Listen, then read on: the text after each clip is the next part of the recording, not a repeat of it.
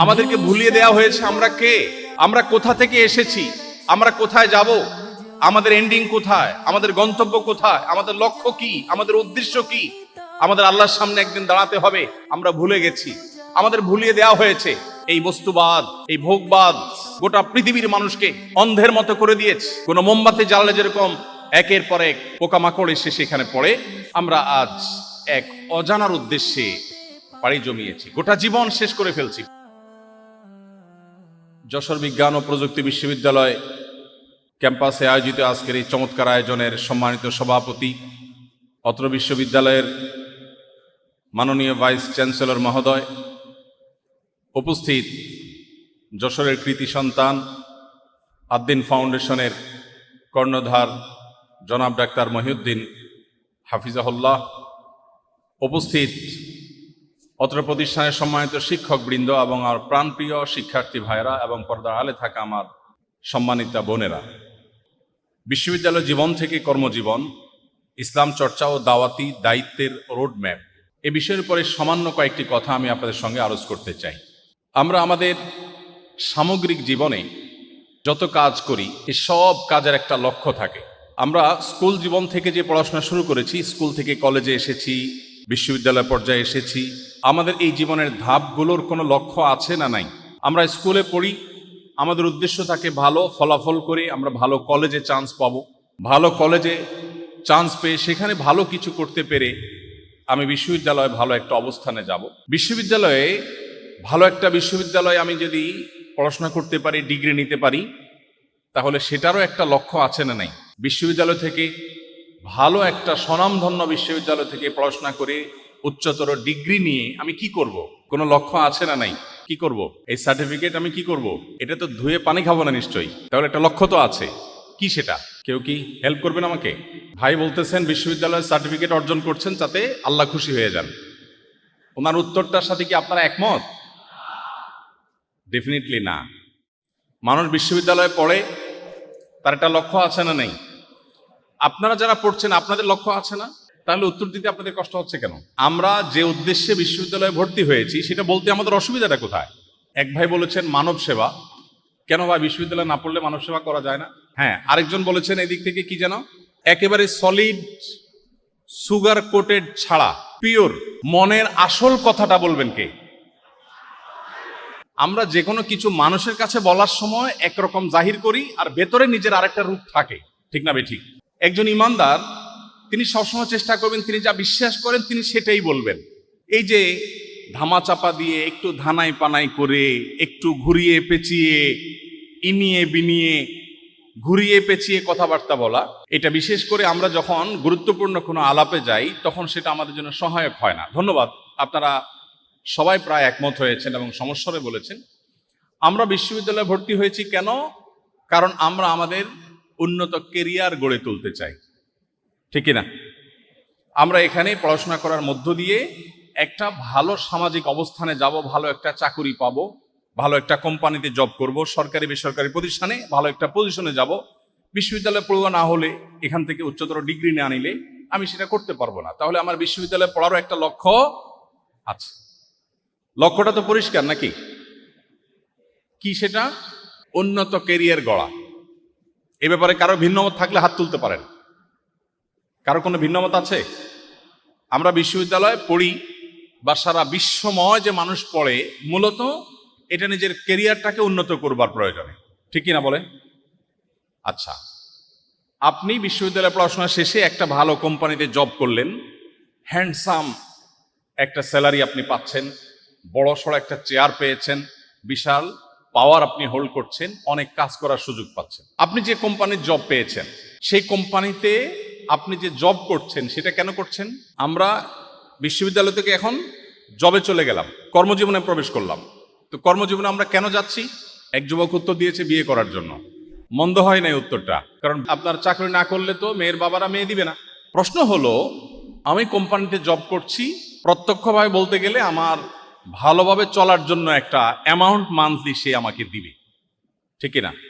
আচ্ছা, মান্থলি আমাকে, আমি যে কোম্পানিতে জব করছি সেই কোম্পানি আমাকে মান্থলি যে একটা অ্যামাউন্ট দিবে, সেটা যেই ফিগারই হোক না কেন, খুব হ্যান্ডসাম ফিগারই ধরে নিলাম, এটা দিয়ে আমি কি করব?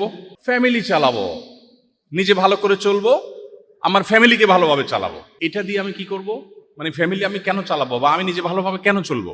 আমি কি বোঝাতে পারছি আপনাদেরকে?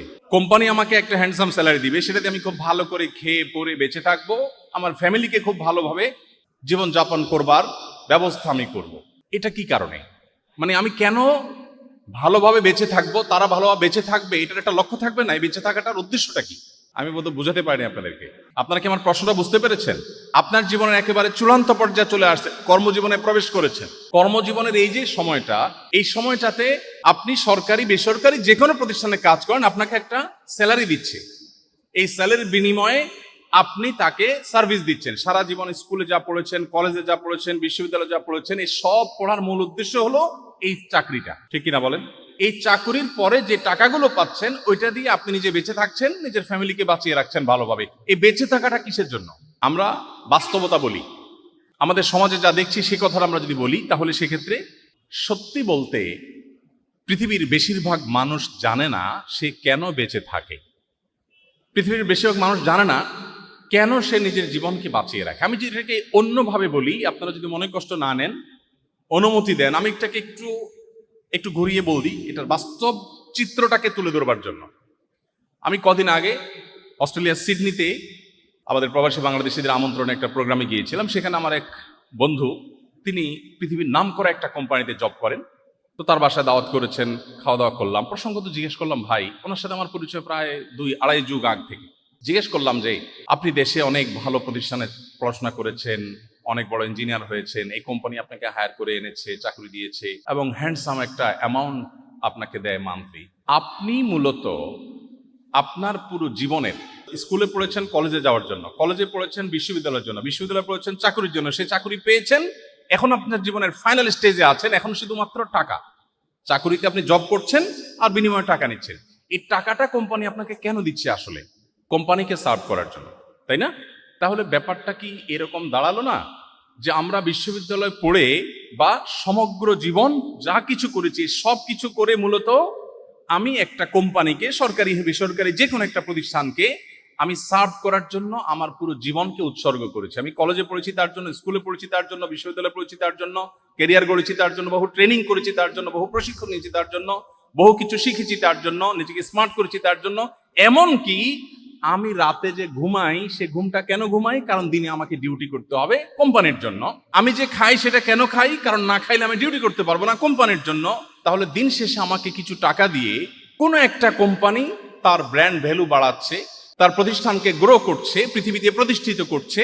আমি তার সার্ভেন্টের মতো, আমি তার পারপাস সার্ভ করার জন্য কিছু টাকা পাচ্ছি। সেই টাকা দিয়ে আমাকে আর আমার ফ্যামিলিকে সরল অর্থে বলতে গেলে ভালোভাবে বেঁচে থাকার ব্যবস্থা করেছে। আমি বেঁচে আছি কেন? তাকে সার্ভ করার জন্য। এই কনসেপ্টটা কি ঠিক আছে? এই যদি হয় আমাদের জীবনের লক্ষ্য, তাহলে এই জীবনের চাইতে দুর্ভাগ্যজনক আর কোনো জীবন হতে পারে না। আমি বেঁচে আছি কেন? একটা কোম্পানিকে, XYZ কে সার্ভ করার জন্য। তিনি বিনিময়ে আমাকে যে টাকাগুলো দিবেন, এগুলো আমি কবরেও নিতে পারবো না। এগুলো মূলত আমাকে বাঁচিয়ে রাখার জন্য। কারণ আমি যদি ভালো করে খেয়ে পরে বেঁচে না থাকি, তাহলে আমি কোম্পানিকে সার্ভ করতে পারবো না। তাহলে কোম্পানি আমাকে বাঁচিয়ে রাখছেন তার কাজের জন্য, আর আমি নিজে বেঁচে আছি কোম্পানির কাজের জন্য। আমি রাতে ঘুমাচ্ছি কোম্পানির জন্য, গোসল করে ড্রেস পরছি কোম্পানির জন্য, আমি খাওয়া দাওয়া করছি কোম্পানির জন্য, আমি পড়াশোনা করছি সারা জীবন কোম্পানির জন্য। এটা কি কোনো একজন মানুষের জীবনের লক্ষ্য হতে পারে? গতকাল নর্থ সাউথ ইউনিভার্সিটিতে একজন স্টুডেন্ট প্রশ্ন করেছেন, 9 শতাধিক প্রশ্ন সেখানে এসেছে। এর ভিতরে প্রথম প্রশ্ন যেটা আমার নজরে এসেছে সেটি হলো, মানুষের জীবনে ধর্মের কি প্রয়োজন বা অপরিহার্যতাটা কোন জায়গায়? আমি এতক্ষণ যে কথাগুলো বললাম, এই কথাগুলোর আলোকে আমি বিনয়ের সাথে বলতে চাই, সেখানে কিছু কথা বলার চেষ্টা করেছি। আপনাদের উদ্দেশ্যে বলতে চাই, পৃথিবীর কোনো সভ্যতা, কোনো সংস্কৃতি, কোনো মতবাদ আপনার জীবনের একটা অর্থবহ লক্ষ্য, একটা অর্থবহ উদ্দেশ্য, আপনার জীবনের একটা অর্থবহ টার্গেট আপনাকে কেউ দিতে পারবে না এক্সেপ্ট কোরআনে কারীম। কোরআন আপনাকে আপনার জীবনের লক্ষ্য বলে দিয়েছে, পাতায় পাতায় বলেছে, যুগে যুগে নবী রাসূলগণ বলেছেন। খেয়ে পরে ঘুমিয়ে নিজের জীবনটাকে পার করে দিয়ে এরপর একসময় মরে মাটির সাথে মিশে যাওয়া, এটা অন্য 10টা প্রাণীর জীবন হতে পারে, কোনো মানুষের জীবন হতে পারে না। আল্লাহ বলেছেন, ওয়ালাকাদ কাররামনা বানি আদম, আমি মানুষের সন্তানকে সম্মানিত করেছি। আল্লাহর সম্মানিত সৃষ্টি, এই সৃষ্টি আল্লাহ তাআলা এমনি এমনি সৃষ্টি করেন না। আল্লাহ বলেছেন, আফা হাসিবতুম আন্নামা খালাকনাকুম আবাসা, ওয়া আন্নাকুম ইলাইনা লা তুরজাউন। তোমরা কি মনে করেছো তোমাদেরকে আমি অহেতুক সৃষ্টি করেছি? জাস্ট খেয়ে পড়ে কোন রকম বেঁচে থেকে জীবনটাকে পার করে দিয়ে, ঘুমে খেয়ে দে নে জীবনটাকে অতিক্রম করে দিয়ে ধপ করে একদিন পড়ে মরে গেলে, মাটির সাথে মিশে গেলে, তোমাদেরকে আমি অর্থহীন লক্ষ্য উদ্দেশ্য ছাড়া এমনিতেই সৃষ্টি করেছি, এটা তোমরা মনে করছো? আমার কাছে তোমাদের আর ফিরে আসতে হবে না, এই মনে করে বসে আছো তোমরা? প্রিয় ভাই আমার, আপনি যদি কোরআন খোলেন আপনার জীবনের লক্ষ্য খুঁজে পাবেন, আপনার জীবনের উদ্দেশ্য খুঁজে পাবেন। আপনার জীবনের চূড়ান্ত লক্ষ্য উদ্দেশ্য কোরআন ছাড়া আর কেউ আপনাকে দিতে পারবে না। আমি চ্যালেঞ্জ করে বলি, পৃথিবীর কেউ আপনাকে দিতে পারবে না। অনেক চমৎকার চমৎকার আইডিওলজি আপনি পাবেন পৃথিবীতে, মানুষের জীবনের কোনো অর্থবহ লক্ষ্য আপনাকে কেউ দিতে পারবে না, শুধু কোরআন দিতে পারবে, ইসলাম দিতে পারবে। প্রিয় ভাই আমার, আমাদের কেরিয়ার, আমাদের কর্মজীবন, এটা এখন আমাদের জীবনের সবচেয়ে বড় লক্ষ্যে পরিণত হয়েছে। বাট এর পরেরটা কি সেটা আমরা জানি না। কেরিয়ার খুব গড়লাম, তারপরে আমি কেরিয়ার দিয়ে কি করবো? হ্যাঁ, এটিকে অনেক সুন্দর পজিটিভ অর্থে আমরা ভাবতে পারি যে আমি খুব ভালো পড়াশোনা করি, ভালো একটা কেরিয়ার পেয়ে আমি মানুষের সেবা করবো। ওকে ফাইন, তারপর মানুষ সেবা করলে আমার লাভ কি? আপনি বলবেন মনের সান্ত্বনা। মানুষের সেবা করলে সব সময় কি মনের সান্ত্বনা পাওয়া যায়? অনেক সময় সেবা করে উল্টা হিতে বিপরীত হয় না? আপনি সেবা করলেন, মানুষ স্বীকৃতি দিল না, আপনার ভালো লাগবে? একজন মানুষ ক্যারিয়ারকে খুব ভালো করে গড়ে এরপরে ভালো একটা চেয়ারে বসে দুর্নীতি, চুরি, ডাকাতি, 2 নম্বরে যা আছে সব করছে, কিন্তু ধরা পড়ে নাই। মানুষ জানে এই লোকটা খারাপ, কিন্তু তাকে কেউ ধরতে পারে না, ধরা ছোঁয়ার বাইরে, এবং এভাবে সে মারা গেছে। হতে পারে না? তাহলে এটা কি মানুষের জীবনের একটা প্রত্যাশিত এন্ডিং হতে পারে? একজন সারা জীবন জুলুম করেছে, সারা জীবন জুলুম করেছে, তার গায়ের জোর ছিল, একটা সময় মারা গেছে, তাকে কেউ দমাইতে পারে নাই। সব জালিমের বিচার তো নগদ হয় না, এরকম হয় না অনেক লোকের। আবার মুদ্রার উল্টা পিঠে দেখি অনেক লোক সারা জীবন নির্যাতিত ছিলেন, নিষ্পেষিত ছিলেন, কষ্টে নিপতিত ছিলেন, তার জীবনে কখনো সুখের দেখা পান নাই, কোনো জায়গায় সুবিচার পান নাই, যেখানে গেছেন অবিচারের মুখোমুখি হয়েছেন, এভাবে জুলুম সহ্য করতে করতে মারা গেছেন। এরকম লোক নাই পৃথিবীতে? তাহলে একটা মহা বিচার দিবস, মহান মালিকের কাছে দাঁড়িয়ে জীবনের পুঙ্খানুপুঙ্খ রূপের হিসাব, ভালো কাজের পুরস্কার, মন্দ কাজের তিরস্কার, এটা যদি না থাকে তাহলে মানুষের জীবনের একটি প্রত্যাশিত এন্ডিং এবং সমাপ্তিও হয় না। আপনার এই জায়গায় যে সংকট তৈরি হবে, এই সংকটের সমাধান একমাত্র আপনাকে ইসলাম দিতে পারবে, কোরআন দিতে পারবে। সমাজ ভাইরা আমার, এতগুলো কথা বলার উদ্দেশ্য হলো, আমরা পৃথিবীতে আজ বেশিরভাগ মানুষ মেশিনের মতো জীবন যাপন করি। আমরা এত বেশি কেরিয়ার পাগল হয়ে গেছি, আমাদের জীবনের লক্ষ্য উদ্দেশ্য সম্পর্কে আমরা বেশিরভাগ মানুষ ওয়াকিফাল না। আমি কেন বেঁচে আছি, আমি কেন বেঁচে থাকবো, কার জন্য বেঁচে থাকবো, বেঁচে থেকে আমার কি হবে? আমি মানব সেবাই করলাম, তাতে মানব সেবা করে মানুষকে খুশি করতে পারলাম না, মানুষ ভুল বুঝলো, হতে পারে। তাহলে তার পরের চ্যাপ্টার কি? আমি দুঃখ নিয়ে চলে যাব? এটা কি কোনো সুবিচার হলো? এটাই কোনো সফল সমাপ্তি হলো? কোরআনে কারিমের পাতায় পাতায় আল্লাহ তাআলা আমাদের জীবনের লক্ষ্য উদ্দেশ্য বলেছে। প্রিয় ভাইরা আমার, আপনি যদি নিজেকে ইমানদার হিসেবে গড়ে তোলেন, আপনি যদি শুধুমাত্র মুসলিম বাই চান্স না হয়ে মুসলিম বাই চয়েস হন, আপনি যদি শুধু শুনে শুনে মুসলিম না হয়ে যদি জেনে শুনে মুসলিম হন, আপনি যদি কোরআন পড়ে মুসলিম হন, আপনি যদি হাদিস পাঠ করে মুসলিম হন, আপনার আইডেন্টিটি, এটা অত্যন্ত দুর্ভাগ্যজনক একটি জায়গা। আমাদের আইডেন্টিটি আজ পরিবর্তন হয়ে গেছে। আমরা কে আমরা জানি না, আমরা কে আমরা বলতে পারবো না। আমরা পরিচয় জানি অমুকের ছেলে, বুঝলাম অমুকের ছেলে, তিনি তার ছেলে, তিনি তার ছেলে। তারপর আজ আমাদের সবচেয়ে বড় সংকটের জায়গাগুলোর মধ্যে একটা হলো আমাদের আত্মপরিচয় আমরা ভুলে গেছি। আমাদের আত্মপরিচয় আমরা হারিয়ে ফেলেছি, আমরা জানি না আমরা কে। আমাদের মূল পরিচয় হলো আমরা মহান সৃষ্টিকর্তা আল্লাহ রাব্বুল আলামিনের দাস। আমরা কার দাস? আল্লাহর দাস। দাস শুনতে একটু খারাপ লাগতেছে? আধুনিক পৃথিবীর 2025-এর দুনিয়াতে দাঁড়িয়ে এই লোক আমাদেরকে দাস বলছে। মানুষ আবার দাস হয় কিভাবে? মানুষ তো স্বাধীন সত্তার নাম। আমাদের এই শব্দ শুনতে হয়তো খারাপ লেগে থাকতে পারে। আমি এটা বোঝানোর জন্য বলি, এলাকাতে গ্রামে গঞ্জে যারা এলাকার যে পলিটিক্স সেটা করেন, অথবা জাতীয় পলিটিক্সের অংশ নেতাগোতা যারা হন, এদের যারা আগায় যোগায় দেয়, সাথে থাকে, এদেরকে একেবারে স্থানীয় ভাষায়, গাঁয়ীয় ভাষায় কি বলে? চামচা বলে। সঠিক বলেছেন। নেতার সাথে একটু আগায় যোগায় দেয়, পিএসগিরি করে, এটা কি বলে? চামচা বলে। খারাপভাবে চামচা বলে, ভালোভাবে বললে সহকারী বলে। কেউ কারোর চামচা এই শব্দটা শুনতে কি কারোর কাছে ভালো লাগবে? ভালো লাগবে। কিন্তু এই সহকারীটা যদি মহামান্য রাষ্ট্রপতির ব্যক্তিগত সহকারী হয়, মহামান্য প্রেসিডেন্টের যদি ব্যক্তিগত সহকারী হয়, প্রধানমন্ত্রীর ব্যক্তিগত সহকারী হয়, তাহলে সেক্ষেত্রে এটা শুধু গৌরবের না, সে এই নাম বেচে বেচে ভাঙিয়ে ভাঙিয়ে যে কত কাজ করবে। উনি অমুকের পিএস, অমুকের সহকারী, তখন এই চামচা পরিচয়টা বিরাট গৌরবের, কারণ এই চামচা কোনো মেম্বারের চামচা না, চেয়ারম্যানের চামচা না, এটা প্রেসিডেন্টের সহকারী। ঠিক না ভাই? ঠিক। প্রেসিডেন্টও মানুষ, আমিও মানুষ। তিনি রক্ত মাংসে তৈরি, আমিও রক্ত মাংসে তৈরি। প্রেসিডেন্টকে যিনি সৃষ্টি করেছেন, গোটা সৃষ্টি জগৎ যার সৃষ্টি, আমি সে আল্লাহর দাস। এই পরিচয়টা গৌরবের না? গৌরবের না? আল্লাহর দাস হওয়া সহজ কথা না। আমাদের এই পরিচয় আমরা আজ হারিয়ে ফেলেছি, আমরা জানি না। আমাদেরকে ভুলিয়ে দেওয়া হয়েছে, এটা এক মেকানিজমের অংশ। আমাদেরকে ভুলিয়ে দেওয়া হয়েছে আমরা কে, আমরা কোথা থেকে এসেছি, আমরা কোথায় যাব, আমাদের এন্ডিং কোথায়, আমাদের গন্তব্য কোথায়, আমাদের লক্ষ্য কি, আমাদের উদ্দেশ্য কি, আমাদের আল্লাহর সামনে একদিন দাঁড়াতে হবে, আমরা ভুলে গেছি। আমাদের ভুলিয়ে দেওয়া হয়েছে। এই বস্তুবাদ, এই ভোগবাদ গোটা পৃথিবীর মানুষকে অন্ধের মতো করে দিয়েছে। কোন মোমবাতি জ্বাললে যেরকম একের পর এক পোকামাকড় এসে সেখানে পড়ে, আমরা আজ এক অজানার উদ্দেশ্যে পাড়ি জমিয়েছি, গোটা জীবন শেষ করে ফেলছি। পৃথিবীর উন্নত দেশগুলোতে যাবেন, কারণ নামার সময় নাই, খাওয়ার সময় নেই। এমনকি পৃথিবীর জাপানের মতো দেশ, অনেক উন্নত দেশ আছে, তরুণরা ফিজিক্যাল রিলেশন করবার সময় 30-40 বছর বয়সে পর্যন্ত একবারও পায়নি, এরকম বহু তরুণ আছে। কারণ তার হাতে সময় নেই। কিরে ভাই, এত ব্যস্ত কিসের জন্য? কিসের জন্য সেটা হয়তো তাকে জিজ্ঞেস করলে তিনিও বলতে পারবেন না। একটা চাকরি করছেন, একটু জব নিচ্ছেন, একটু ভালো ক্যারিয়ারে তিনি আছেন, ভালো ক্যারিয়ার গড়ে তোলার জন্য কাজ করছেন। বাট তারপরে কি? এই তারপরের কি? এটা তো জীবন লক্ষ্য হতে পারে না। এই জন্য দেখবেন, যারা আল্লাহতে বিশ্বাসী না, যারা আখেরাতে বিশ্বাসী না, এই মানুষগুলো প্রচন্ড রকমের ডিপ্রেশন এবং ফ্রাস্ট্রেশনে ভোগে। দুর্ভাগ্যজনক সত্য যে আমাদের স্টুডেন্টরা, মুসলিমদের সন্তানরা, তরুণরা, আমরা অনেকে ফ্রাস্ট্রেশনে ভুগি, অনেকে আমরা দুশ্চিন্তায় ভুগি, আমরা অনেকে নানান হতাশায় ভুগি। কোরআন বলেছে, ওয়ালা ইয়াইআস মির রাউহিল্লাহি ইল্লাল কওমুল কাফিরুন, আল্লাহর রহমত থেকে আশা ছেড়ে দেওয়া, নিরাশ হওয়া, এটা শুধুমাত্র অবিশ্বাসী দ্বারা সম্ভব। কোন বিশ্বাসী মানুষ, কোন ইমানদার মানুষ, আল্লাহ এবং আখিরাতে বিশ্বাস করে, সে কখনো নিরাশ হতে পারে না। সে জানে সব কিছু আল্লাহর হাতে। আমার যদি দেয়ালে পিঠ ঠেকেও যায়, তারপর আল্লাহ সেখান থেকে আমাকে ব্যাক করাতে পারেন কি পারেন না। অতএব ইমানদার কখনো হতাশ হতে পারেন না। এই জন্য ইসলামে আত্মহত্যা কল্পনারও অতীত। কোন মুসলমান আত্মহত্যার কথা চিন্তাও করতে পারে না। যদি কেউ আত্মহত্যা করে, চিরকাল তাকে জাহান্নামে শাস্তি দেওয়ার কথা নবীজি বলেছেন। আর কঠোর কঠোর কথা বলেছেন। আত্মহত্যাকারী ব্যক্তির জানাজা খোদ নবীজি পড়েন নাই, এবং সমাজের ইমাম সাহেবরা পড়বে না, এবং এটা জঘন্য অপরাধ, এবং এটা শাস্তি নিশ্চিত জাহান্নাম। আরো কঠোর বার্তা নবীজি বলেছেন। কারণ মুসলমান কখনো আত্মহত্যা করতে পারে না, কারণ আত্মহত্যা ডিপ্রেশন থেকে আসে, এটা মুসলমান দ্বারা হতে পারে না। প্রিয় ভাইরা আমার, আমাদের জীবনের লক্ষ্য উদ্দেশ্য আমরা যদি ঠিক করতে চাই, তাহলে আমাদেরকে মুসলিম হতে হবে, আল্লাহর কাছে আত্মসমর্পণ করতে হবে, তাহলে জীবনের লক্ষ্য খুঁজে পাবো। আর যখন জীবনের লক্ষ্য খুঁজে পাবো, তখন জীবনের প্রতিটি নেগেটিভ বিষয়ের মধ্যে আপনি পজিটিভিটি খুঁজে পাবেন। প্রতিটি নেগেটিভ বিষয়ের মধ্যে পজিটিভিটি খুঁজে পাবেন।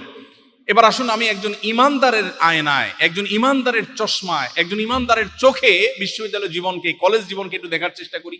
একজন মানুষ যখন তিনি বিশ্বাস করেন যে কোনো মুহূর্তে আমার মৃত্যু হবে, আল্লাহর সামনে দাঁড়াতে হবে, জীবনের প্রতিটি মুহূর্তে হিসাব দিতে হবে, আমি ভালো কাজ করলে আমার জন্য হবে, মন্দ কাজ হলে আমার উপরে আসবে। আল্লাহ কোরআনে বলেছেন, মান আমিলা সালিহান ফালিনাফসি, কেউ যদি ভালো কাজ করে তার নিজেরই লাভ, ওমান আসআ ফাআলাইহা, আর যদি কেউ খারাপ কাজ করে তার পরিণতি তাকেই ভোগ করতে হবে, অন্য কারোর কিছু হবে না। কোরআনের প্রতি অগাধ বিশ্বাস এবং পরিপূর্ণ ঈমানের জায়গা থেকে একজন মানুষ যদি স্কুলে পড়েন, তার উদ্দেশ্য হবে ভালো কলেজে যাব, ভালো কলেজে পড়ে ভালো বিশ্ববিদ্যালয়ে যাব, ভালো বিশ্ববিদ্যালয়ে যাই ভালো পড়াশোনা করে আমি মানুষের সেবা করে আল্লাহর কাছ থেকে বিনিময় আশা করব। মানুষের সেবা করার পর মানুষ যদি আমাকে কোনো স্বীকৃতি নাও দেয়, ডাজ নট ম্যাটার, আল্লাহ তো ভুল করবেন না, তিনি আমাকে স্বীকৃতি দিবেন। জীবনের একটা অর্থ খুঁজে পাওয়া যায় কি যায় না? যায় কি যায় না? প্রিয় ভাই আমার, আমি আপনাদেরকে আহ্বান করব ইসলামে পরিপূর্ণভাবে প্রবেশ করবার। আপনি হয়তো বলবেন, আমি তো মুসলমান আছি, আমি মুসলমান আছি নামকা ওয়াস্তে, আমি মুসলমান আছি বাই চান্স, মুসলমান আছি আমি না জেনে না বুঝে, মুসলমান আছি আমি জন্মসূত্রে। আমি আপনাকে বুঝে শুনে মুসলিম হওয়ার আহ্বান করছি। ইসলামের চাইতে যৌক্তিক জীবনের কোনো লক্ষ্য উদ্দেশ্য, জীবনের কোনো টার্গেট, জীবনের চূড়ান্ত এবং সুন্দর প্রত্যাশিত কাঙ্ক্ষিত এক্সপেক্টেড পরিণতি, এন্ডিং, সমাপ্তি আপনাকে আর কেউ দিতে পারবে না। এই জন্য আপনাকে ইসলামে আসতে হবে। ইসলামে আসার সবচেয়ে বড় সুফলগুলোর মধ্যে থেকে একটা হলো, যেটা আমি একটু আগে বললাম, ইসলামে আসার পর আপনার জীবনে আর হতাশা কাজ করবে না। হতাশা কোনোভাবে আপনাকে স্পর্শ করবেই না। একজন সাহাবী খেজুর খাচ্ছিলেন, খেজুর, হাদিসটি আপনারা শুনেছেন অনেকেই। কোথায় খেজুর খাচ্ছিলেন? রণাঙ্গনে, যুদ্ধক্ষেত্রে, জীবন মৃত্যুর খেলা চলছে, যেখানে এক সেকেন্ডের এদিক সেদিক হলে গর্দান উড়ে যাবে, সেই জায়গায় তিনি নবী সাল্লাল্লাহু আলাইহি ওয়াসাল্লামের হাদিস তার কানে আসলো, আল্লাহর রাহে যদি কেউ তার জীবন দেয়, শাহাদাতের মর্যাদা যদি পায়, তো সে জান্নাতে যাবে, আল্লাহর সঙ্গে সাক্ষাৎ হবে। পুটলিতে যে থাকা খেজুরগুলো, এগুলো তার কাছে বোঝা মনে হলো, এগুলো ছুঁড়ে ফেলে দিলেন। যেগুলো খাওয়ার সময় কই, গভীর রণাঙ্গনের একেবারে ভিড়ের মধ্যে প্রবেশ করলেন, লড়াই করতে করতে শাহাদাত বরণ করলেন। প্রিয় ভাই আমার, আপনি যখন মুসলিম হতে পারবেন তখন আপনি বিপদকে এনজয় করবেন, আপনার কষ্টকে আপনি এনজয় করবেন। প্রচন্ড কষ্ট চলছে, আপনার সামনে হাদিস হাজির হবে। নবীজি বলেছেন, তিরমিজিতে বর্ণিত হয়েছে, তিনি বলেছেন আশাদ্দুন নাসি বালাআন আল আম্বিয়া ফাল আমসাল সুম্মাল আমসাল। সবচেয়ে বেশি বিপদগ্রস্ত ছিলেন নবী রাসূলগণ, আপনি কি তাদের অনুসারী? সো আপনার জীবনে বিপদ আসবেই।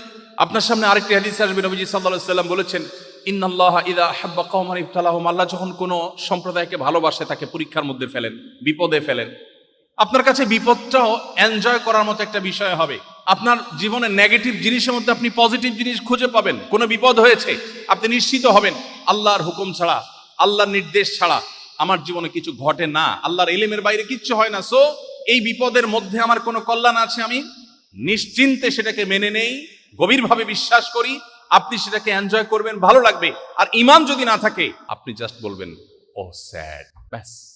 এরপর আপনার সান্ত্বনাকে, আপনি রোগাক্রান্ত, মর্মপীড়ায়, শারীরিক পীড়ায় আপনি ভুগছেন, আপনি খুব কষ্টে আছেন, কিন্তু আপনি জানেন নবীজি বলেছেন ঈমানদার যদি তার পায়ে একটা ছোট কাঁটাও বিদ্ধ হয়, ছোট একটা কাঁটাও যদি ফুটে এবং সে যদি সবর করতে পারে, কাঁটা ফুটেছে, কাঁটা 14 গোষ্ঠী ধরে গালিগালাজ করে নাই, সে সবর করেছে, আল্লাহর কাছ থেকে সে রিওয়ার্ড পাবে, বিনিময় পাবে। তাহলে আমার এই বিপদে আমি যদি সবর করি, আল্লাহর কাছে বিনিময় পাবো।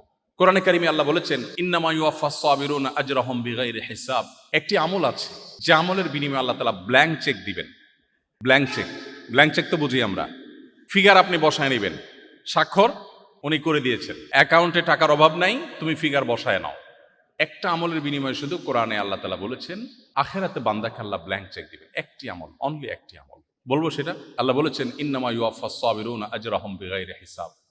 যারা সবর করতে পারবে, ধৈর্যশীল হবে, আশাহত হবে না, ভেঙে পড়বে না, মুষড়ে পড়বে না, শক্ত থাকবে, আল্লাহর প্রতি আস্থা রাখবে, ভরসা রাখবে, আত্মবিশ্বাস থাকবে এবং সবর করবে, আল্লাহ বলেছেন তাদের বিনিময়ে দেওয়া হবে হিসেব ছাড়া।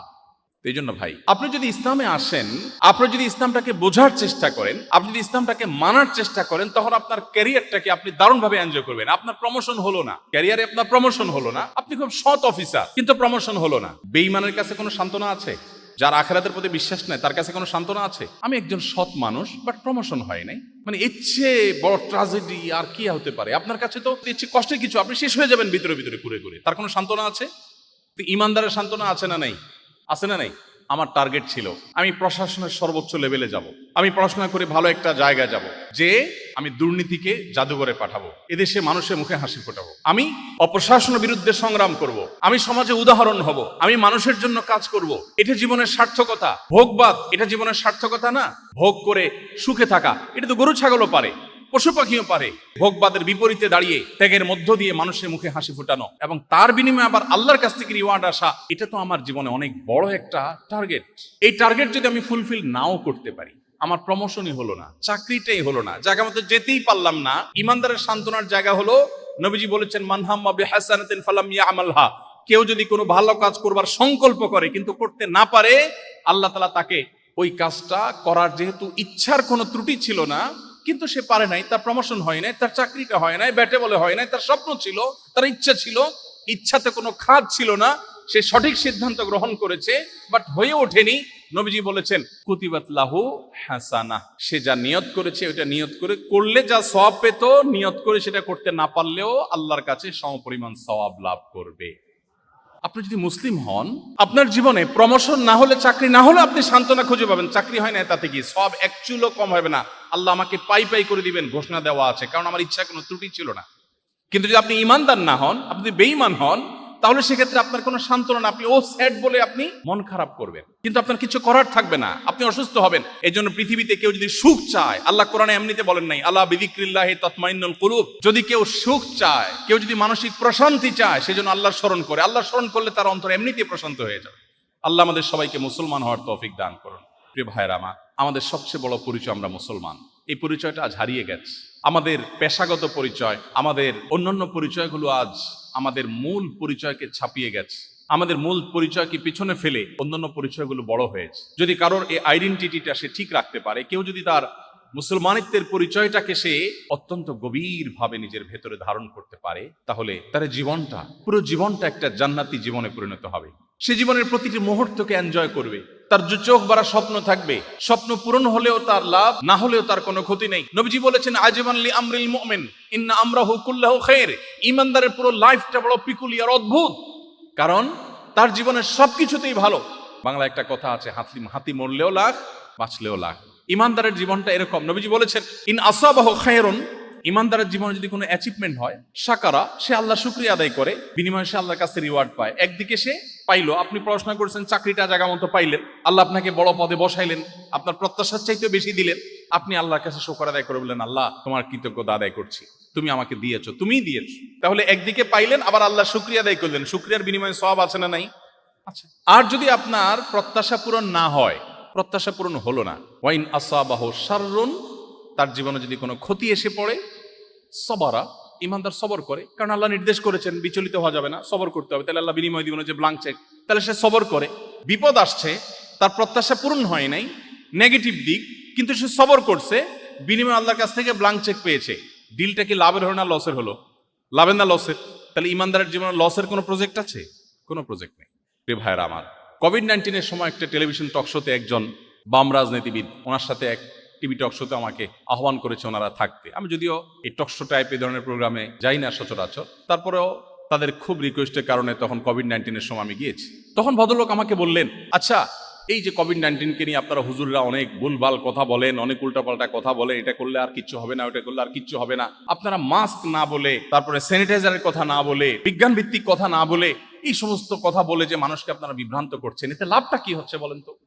তো আমি বললাম ওনাকে যে দেখেন, একজন মানুষ তার জ্ঞান, গবেষণা এবং অভিজ্ঞতা দ্বারায় প্রমাণিত হয়েছে এটা তার জন্য লাভজনক, তখন সেটা গ্রহণ করতে ইসলাম নির্দেশ করে। কোনোটা ক্ষতিকর হলে সেটা থেকে বিরত থাকতে ইসলাম নির্দেশ করে। অতএব আমার মাস্ক এবং স্যানিটাইজেশন এটা যদি আমার জন্য, স্বাস্থ্যের জন্য ভালো হয়, এটা প্রমাণিত, তাহলে এটা আমাকে ধারণ করতে হবে, ইসলাম সেটা বলে। কোনো আলেম যদি এগুলো ফেলে দিতে বলে, দিয়ে তাওয়াক্কুল করতে বলে, এটা ইসলাম বলে না, এটা ইসলামের ওই আলেমের ব্যক্তিগত মত হতে পারে। তবে আলেম যে তাকে আল্লাহর উপর ভরসা দিচ্ছে, আল্লাহর ভরসার কথা বলছে, এটার লাভ হলো এর ফলে সে প্রচন্ড একটা মানসিক শক্তি পায়, যেটা আপনি একজন অবিশ্বাসী হলে পাবেন না। আমি সব ব্যবস্থা গ্রহণ করার পরে বলি, আরে মাছ তো পড়লাম দামিটা, সবই ঠিক করলাম, কিন্তু হবে কি হবে না রোগ, এটা আল্লাহর হাতে, অতএব আল্লাহ ভরসা। এই যে কনফিডেন্ট তার মধ্যে চলে আসে, আপনার তো কনফিডেন্টের জায়গা নাই। আল্লাহ কোরআনে বলেছেন যালিকা বিআন্নাল্লাহা মাওলাল্লাযীনা আমানু আন্নাল কাফিরিনা লা মাওলা লাহুম। ঈমানদারদের একজন অভিভাবক আছে। ঈমানদারের একজন কি আছে? অভিভাবক আছে। যে অবিশ্বাসী কাফের, তার কোনো অভিভাবক নেই, তার কোনো যাওয়ার জায়গা নেই। ঢাকা বিশ্ববিদ্যালয়ে একজন শিক্ষক আমাকে কোনো একটা প্রোগ্রামে বলছিলেন, ব্যক্তিগতভাবে না, আমি ওই প্রোগ্রামে ছিলাম। তিনি বলছিলেন যে আমার এক স্টুডেন্ট, মুসলমানের ছেলে, হঠাৎ নাস্তিক হয়ে গেছে, বলে যে ধর্মকর্ম আমার ভালো লাগে না, আমার মনে হচ্ছে এগুলো মানুষ বানানো। তো ছেলেকে কিছু বোঝানোর চেষ্টা করলাম, কিন্তু সে খুবই অ্যারোগ্যান্ট, কোনোভাবে বোঝার চেষ্টা করলো না, এবং সে নাস্তিক্যবাদের উপরে তার দিনাতিপাত করা শুরু করলো। হঠাৎ অনেক দিন পরে দেখলাম সে আবার নামাজ কালাম ধরছে। বললাম, কিরে বাবা, তুমি না নাস্তিক হয়ে গেছো? বলে, স্যার আবার আমি ইসলামে আসছি। বলে, ব্যাপার কি, কি বুঝে ইসলামে আসলা, তোমার এত বুঝালাম। তখন এখনো তিনি ঢাকা ইউনিভার্সিটির টিচার আছেন। তখন তিনি বললেন যে আমাকে ও বলল, ওই ছেলেটা বলল, স্যার সত্যি বলতে কি আমার কাছে সবই অহেতুক এবং মিছে মনে হয়েছে, কিন্তু নাস্তিক্যবাদে যাওয়ার পর আমি জীবনের কোনো মানে খুঁজে পাচ্ছিলাম না। আমি কেন বেঁচে আছি, আমার জীবনের লক্ষ্য কি, উদ্দেশ্য কি? খেয়ে পরে বেঁচে থাকে, গরু ছাগল তো বেঁচে থাকে, তো আমার আর তার মধ্যে পার্থক্য কি? সেও মাটি হয়ে যাবো, আমি মাটি হয়ে যাবো, তো আমার আর তার মধ্যে ডিফারেন্সটা কোথায়? আর সবচেয়ে বড় কষ্টের জায়গা হলো স্যার, তার বক্তব্য, আমি কিছু কিছু সিচুয়েশনে এসে অনেক মনোবেদনায় ভুগি, একান্তে একটু কারোর সাথে কথা বলতে মন চায় একটু মন খুলে কারোর সাথে আলাপ করব, দুঃখের কথা কারোর সাথে শেয়ার করব, অনেক মন চায়। কিছু কথা আছে না ভাই, পৃথিবীর কারোর কাছে বলে শান্তি নেই, আছে না? বইয়ের কাছে বলেও শান্তি লাগে না, বাপমার কাছেও না, বন্ধু বান্ধবের কাছেও না। এরকম কিছু সিচুয়েশন আসলে মানুষের জীবনে মনে দুঃখ, কষ্ট, একান্ত একটু কথা বলতে চায়। তো সে যুবক বলল, স্যার আমি সেই মানুষটাকে বা সেই সত্তাটাকে খুঁজছিলাম, তার কাছে একটু মন খুলে কথা বলবো, বাট আমি যখন নাস্তিক হয়ে গেলাম, আমি কোনো অবলম্বন পাচ্ছিলাম না, কাকে বলবো, কোনো মানুষের কাছে বলে আমি শান্তি পাচ্ছিলাম না। আমি সেজন্য ইসলামে ফিরে আসলাম। এখন আমার কোনো দুঃখ, কোনো বেদনা যেটা কারোর সাথে শেয়ার করবার মতো না, সেটা আমি তাহাজ্জুদে দাঁড়িয়ে নামাজের সেজদায় গিয়ে বিড়বিড় করে মনের গভীর থেকে যখন আমার সৃষ্টিকর্তাকে স্মরণ করে আল্লাহর উদ্দেশ্যে নিবেদন করি, আল্লাহর সঙ্গে কথা বলি, আমি খুব প্রশান্তি অনুভব করি, আমি খুব শান্তি পাই। আমার মনের এই সুখটা পৃথিবীর কোনো শক্তি আর দিতে পারবে না, এটা নিশ্চিত হয়ে গেছে। সেজন্য আমি ইসলামে ফিরে এসেছি। ভাইরা আমার, আপনাদের কেরিয়ার, আপনাদের শিক্ষা জীবন থেকে কর্মজীবন পর্যন্ত, আপনার ধর্মীয় পরিচয়, আপনার দাওয়াতি রোড ম্যাপ, এই সব কিছু নির্ভর করে আপনার আইডেন্টিটির উপরে। হু আর ইউ, আপনার পরিচয়টা আসলে কি? আমাদের পরিচয়, আমরা গোলাম, আল্লাহর গোলাম। কার গোলাম? আল্লাহর গোলাম। আমরা এসেছি, আমাদের সৃষ্টি করেছেন কে? আল্লাহ। আমাদের জীবনের সবকিছু কার নিয়ন্ত্রণে? আমরা কার কাছে ফিরে যাব? ইন্না লিল্লাহ, ইন্না লিল্লাহ। আমরা সবাই কার? আল্লাহর। ওয়া ইন্না ইলাইহি রাজিউন, আমরা সবাই ফিরে যাব কার কাছে?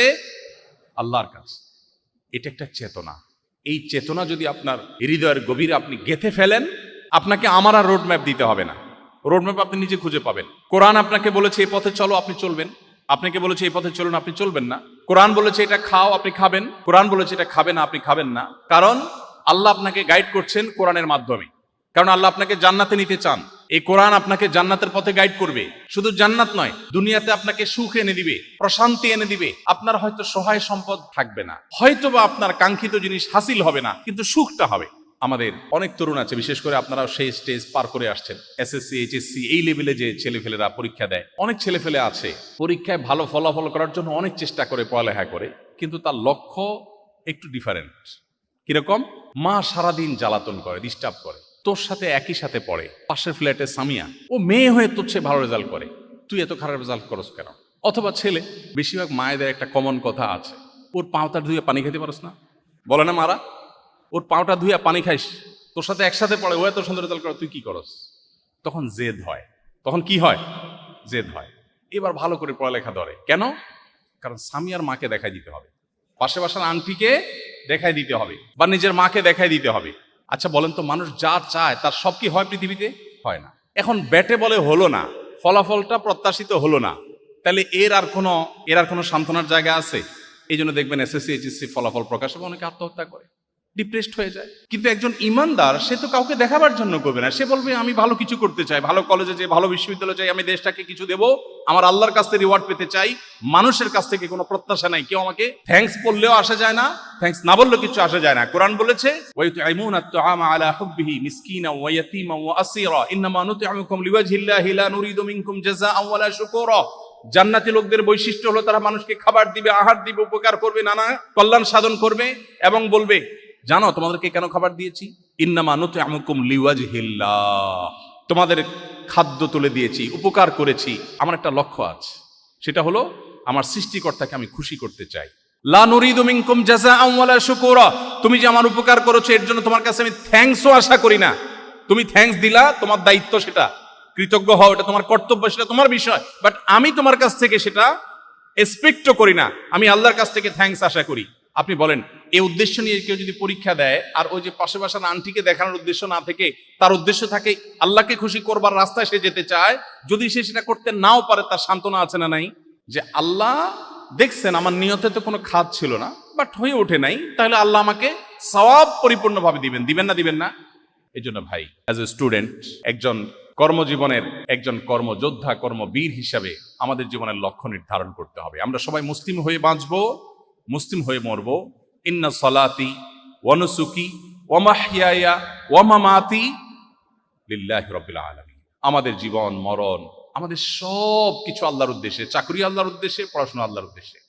তাহলে আমরা সুখময় জীবন পাবো। আল্লাহ এই জন্য কোরআনে বলেছেন, মান আমিলা সালিহাম মিনকুম মিন যাকারিন আও উনসা ওয়া হুয়া মুমিন ফালানুহয়িয়ান্নাহু হায়াতান তাইয়্যিবাহ ওয়া লানাজজিয়ান্নাহুম আজরাহুম বিআহসানি মা কানু ইয়ামালুন। যে ব্যক্তি ভালো কাজ করবে, ইমানদার অবস্থায় ভালো কাজ করবে, ইমানদার অবস্থায় ভালো কাজ করার মানে হলো সব আল্লাহর উদ্দেশ্যে করবে। আল্লাহ বলেছেন তাকে আমি পৃথিবীতে একটা চমৎকার পবিত্র জীবন দিব, সৌভাগ্যের জীবন দিব। সে সুখে থাকবে, কুড়ের ঘরে থাকতে পারে, ছোট চেয়ারে থাকতে পারে, চাকরি না হতে পারে, ভালো জায়গায় যেতে চায় যেটা নাও হতে পারে, বাট সে অন্যরকম একটা লাইফ লিড করবে, অন্যরকম একটা লাইফ সে পালন করবে, যে লাইফের মধ্যে কোনো দুঃখ নাই, কষ্ট নাই, প্রচন্ড সুখ থাকবে। নবীজি সাল্লাল্লাহু আলাইহি সাল্লাম ঘুমাতেন, উঠার পর পিঠে খেজুরের পাতার দাগ লেগে যেত, খেজুরের পাতার বিছানায় শুতেন। সাহাবায়ে কেরাম মায়া করতেন। আপনি না মদিনার রাষ্ট্রপ্রধান, সে সময়ের রাষ্ট্রপ্রধানরা কিভাবে চলাফেরা করে, কত বড় প্রাসাদে থাকে, আপনি একটু আরামের বিছানাটা অন্তত রেডি করেন নাই। কিন্তু সুখের কোনো অভাব ছিল?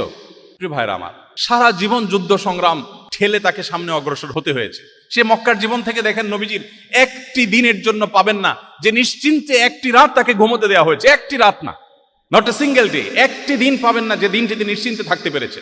আজকে বদর তো কালকে উহুদ, কালকে খন্দক তো আরেকদিন খায়বার, আজকে মক্কার মুশরিকরা আসছে তো মদিনা মুনাফিকরা ডিস্টার্ব করছে, কখনো বেদুইনরা হামলার চক্রান্ত করছে, সারাটা জীবন গেছে বাধায় বাধা, কিন্তু একটিবারের জন্য নবীর জীবনে আপনি খুঁজে পাবেন না, আমি চ্যালেঞ্জ দিয়ে বলতে পারি একটি জাল হাদিস দেখাতে পারবেন না কোন সাহাবী কি তিনি বলেছেন সরো তো, আমার মনটা এখন অনেক খারাপ, মেজাজটা এখন একটু গরম আছে, এখন সরো। একটা জাল হাদিস আপনি দেখাতে পারলে আপনাকে আমি পুরস্কার দেব। কোন অমুসলিম, কোন ইসলাম বিদ্বেষী, মুসলিমদের প্রতি বিদ্বেষ রাখে এরকম কোন ইতিহাসের রচয়িতা, ইতিহাসের এমন কোন একটা কথা বের করতে কেউ পারে নাই, পারবে না, যে মুহাম্মদ সাল্লাল্লাহু আলাইহি সাল্লামের জীবনে কখনো এরকম ডিপ্রেশন, এরকম হতাশার মধ্যে এক সেকেন্ডের জন্য কেউ তাকে দেখেছে। জীবনের এত হতাশার মধ্যে একটা মানুষ এমন ভাবে চলেছেন, যার সাথে কথা বলেছেন মুস্কি হাসে কথা বলেছেন, প্রত্যেকটা লোক মনে করতো উনি আমাকে সবচেয়ে বেশি ভালোবাসেন, সবাইকে খুব আপন করে নিতে পারতেন। এত বাধার মধ্যে, এত বিপত্তির মধ্যে, খেজুর পাতার বিছানার মধ্যে শুয়ে পেট ভরে কোনোদিন একটি বেলার জন্য উদরপূর্ণ করে খাবার খাওয়ার সুযোগ পান নাই, ক্ষুধার কারণে পেটে পাথর বাঁধতে হয়েছে এবং একের পর এক বাধা বিপত্তির মুখে পড়তে হয়েছে। গর্তে, গুহায়, হেরা গুহাতে, গারে শহরে পালিয়ে আশ্রয় নিতে হয়েছে, শত্রুর মোকাবেলা করতে হয়েছে। এত বাধার পরও জীবনে একটিবারের জন্য তার কোনো সহচর, শত শত হাজার হাজার লাখো সাহাবী, তার পরিবারের সদস্য, কারো কাছ থেকে একটিবারের জন্য পাওয়া যায় না তিনি বলেছেন ও শরত আমার এখন মেজাজটা গরম আছে। আমরা বলি, আমি বলি, আপনি বলেন, তিনি বলেন নাই। কি সেই সুপ্ত শক্তি ছিল তার মুখে সবসময় হাসি ঝুলিয়ে রাখতো? এত বাধার পরেও একটা লোক সুখে কিভাবে থাকতে পারে? সেই সিক্রেটটা হলো কোরআনে কারীম, সেই সিক্রেটটা হলো হাদিসে রাসূল, সেই সিক্রেটটা হলো ইসলাম। সেই ইসলামের ছায়াতলে যদি আমি আসি, আমরা যদি সেই পরিচয়কে ধারণ করি, সেটাকে সমুন্নত করে ধরে রাখি, সেটাকে উঁচু করে ধরে রাখি, পৃথিবীর কোনো কিছু লাগবে না আমাদের সুখ এবং মানসিক প্রশান্তির জন্য। নবীজি সাল্লাল্লাহু আলাইহি সাল্লাম সেজন্য বলেছেন লাইসাল গিনা বিকাসরাতিল আরব, অনেক সম্পদ আহরণ করলে মানুষ সুখী হয় না। আমাদের কাছে অনেক মানুষ আসে, অনেক পয়সা করি, অনেক পদ পদবি আছে, প্রতিনিয়ত আসে, সব সময় আমার কাছে কম বেশি এই ধরনের কেস আসতে থাকে। পাওয়ারফুল পলিটিশিয়ান, মানুষ অনেক কিছু মনে করে জানে, পাওয়ারফুল ব্যবসায়ী, অনেক প্রভাব প্রতিপত্তি, মনের বেদনার কথা মাঝে মধ্যে আমাদের মতো হুজুরদের কাছে এসে শেয়ার করে, চোখের পানি অঝোর ধারা ফেলতে থাকে। নবীজি এই কথাটাই বলেছেন, অনেক সম্পদ আহরণ করে ফেললে মানুষ সুখী হয় না। ওয়ালাকিন্নাল গিনা গিনান নাফস, মানসিকভাবে কেউ যদি সুখী হতে পারে, মনের দিক থেকে কেউ যদি সুখী হতে পারে, অন্তরটা যদি আল্লাহর জন্য সঁপে দিতে পারে, নিবেদন করতে পারে, সেই শুধু সুখী হয়। আমরা সবাই মুসলিম হওয়ার চেষ্টা করবো তো ইনশাআল্লাহ। আমাদের আইডেন্টিটি, আমাদের আত্মপরিচয় যদি আমরা খুঁজে পাই, আমরা যদি সেই পথে থাকতে পারি, আমার কর্মজীবনের দিক নির্দেশনা, আমার ছাত্র জীবনের দিক নির্দেশনা আমাকে কোরআন দিবে, হাদিস দিবে, সেটাকে আমি আমার মাথা পাতে নেব। আমরা সবাই চেষ্টা করবো তো ইনশাআল্লাহ। আমি একটু সংক্ষেপ করে বলতে চেয়েছিলাম, কিন্তু লম্বা হয়ে গেছে। আল্লাহ তাআলা আমাদেরকে বোঝার তৌফিক দান করুন, আমাদের জীবনের লক্ষ্য খুঁজে পাওয়ার তৌফিক আল্লাহ তাআলা দান করুন, খাঁটি মুসলিম হওয়ার তৌফিক দান করুন। আমার সবচেয়ে বড় পরিচয় আমার মুসলমানিত্বের পরিচয়, অন্যদের সমস্ত পরিচয় আমার কাছে একটি ছোট পরিচয়। অতএব ওই পরিচয়টাকে আমি বড় করে ধরে রাখলে আমাকে গাইড করবে কোরআন, আমাকে গাইড করবে হাদিস, আমি সুখ পাবো দুনিয়াতে এবং আখিরাতে। আল্লাহ আমাদের সবাইকে আমলের তৌফিক